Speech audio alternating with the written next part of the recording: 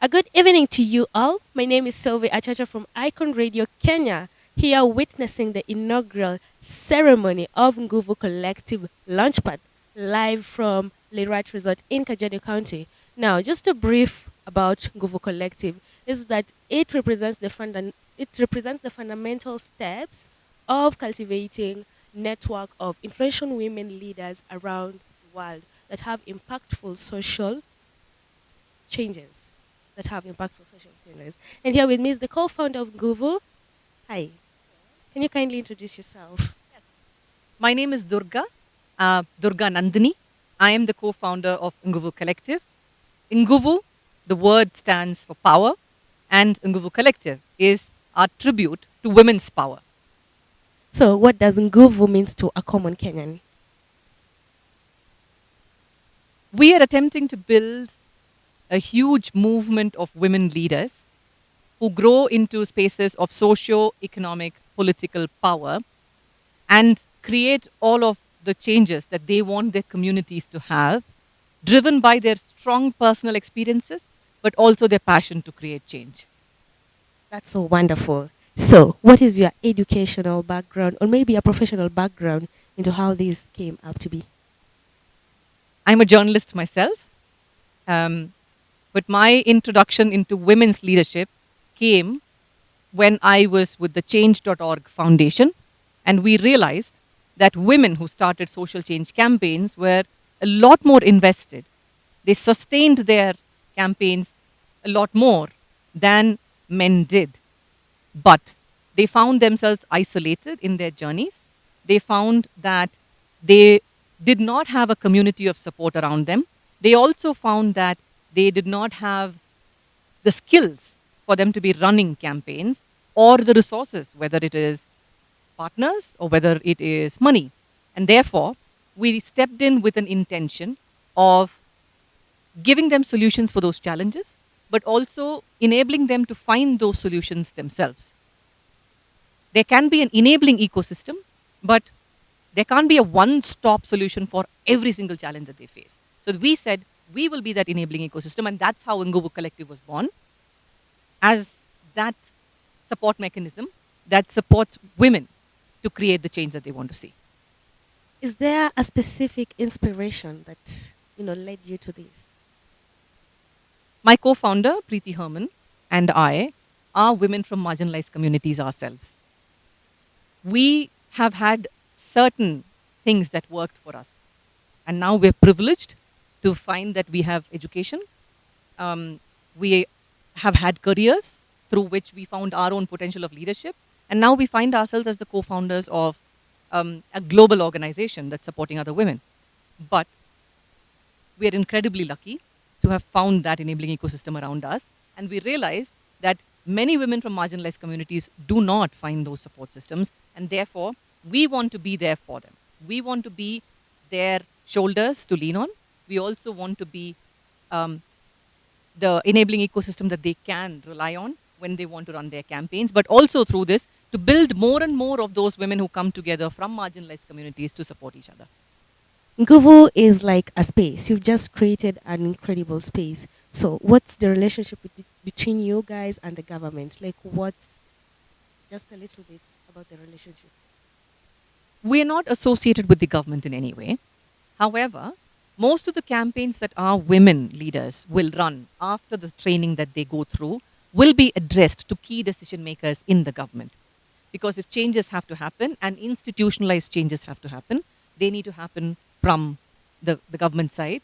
And therefore, what our women change leaders are setting out to do is have constructive engagement with the government in terms of addressing some of the key policy gaps, some of the key implementation challenges in the country, and being the voices from the ground who are representing the ground realities to key decision makers in government.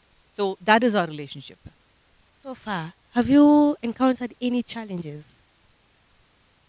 Our challenges are most certainly in finding the resources to bring women together from all of the counties in Kenya, whether it is in terms of human resources, because it's about bringing a whole country together, right? And representatives from each of the counties.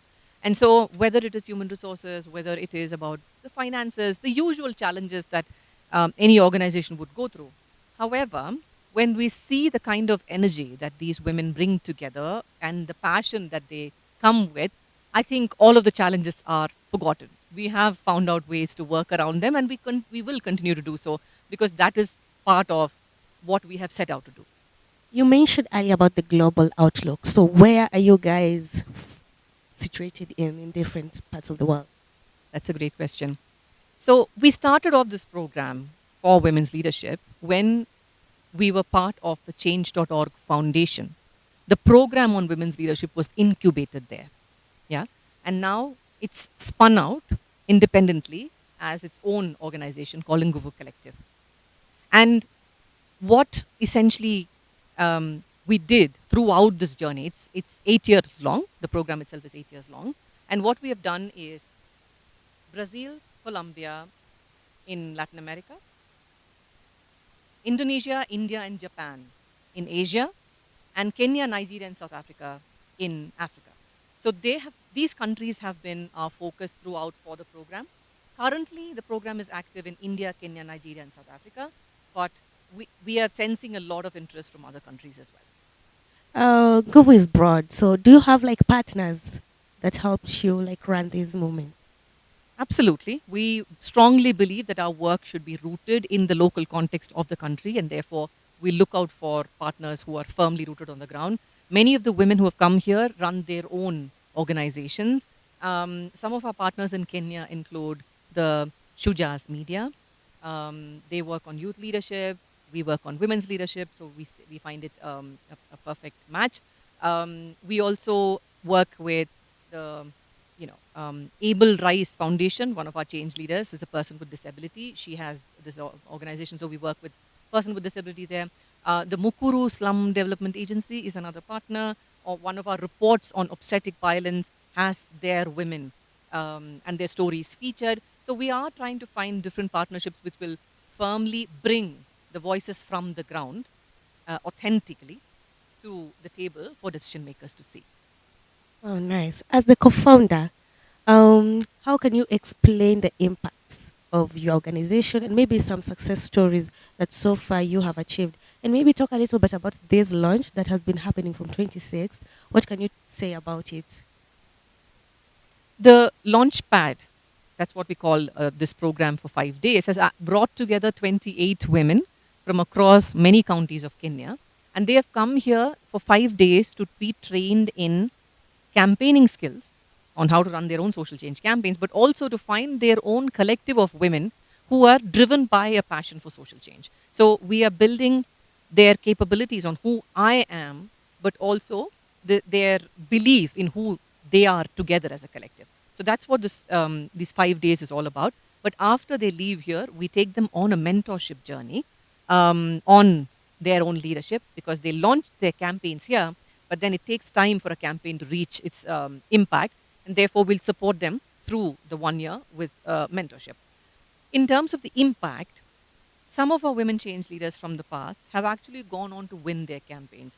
There was a family planning bill introduced by the Nairobi County, which had steeply hiked the prices of family planning services.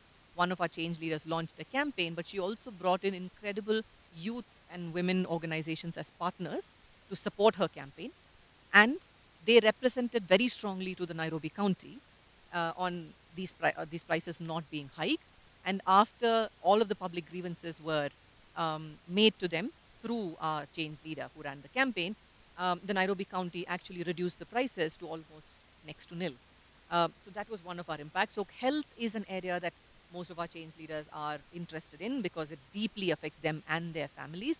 Another impact story for us is a very recent report on obstetric violence, which 3 of our change leaders who have no experience whatsoever in either the health sector or research, they still went together and documented the stories from the ground on women who have experienced violence in healthcare institutions when they went to deliver their children.